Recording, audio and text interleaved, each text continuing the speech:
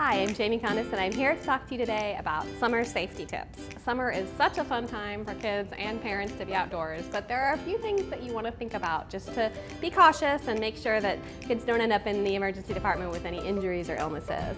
First of all, kids are going to love to play outside, but if you've got little kids, they're going to want to try to put things in their mouths. So make sure that you know what's in your yard. If you don't know what the plants are, you might want to call your local poison control center and just make sure you don't have anything poisonous. Another series of tips involves grilling and doing things outside. You need to teach kids early on that that grill is just like the stove or oven inside. They don't ever want to touch it. Even when it's been turned off, it can still stay hot for a while. So just keep the kids away from those grills.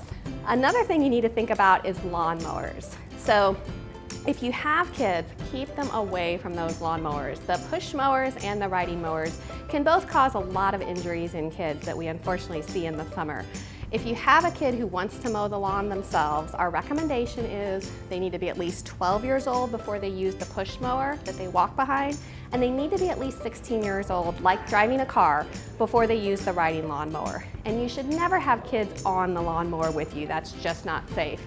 Finally, if your kids are going to be playing outside, make sure that they're wearing sunscreen and bug spray. We actually don't recommend the combination sunscreen bug spray things because you have to reapply sunscreen to kids every 2 hours, but you're not supposed to reapply bug spray that often. So do it separately. Make sure you've got sunscreen on every part of their exposed skin and that it's a high SPF, higher than 35, 55 is a really good one. And make sure that you put on the bug spray just one time before they go outside. That should be plenty. We don't recommend sunscreen for kids less than 6 months, so those kids, if they're going to be outside, just need to be totally covered up, but we really want them to avoid direct sunlight.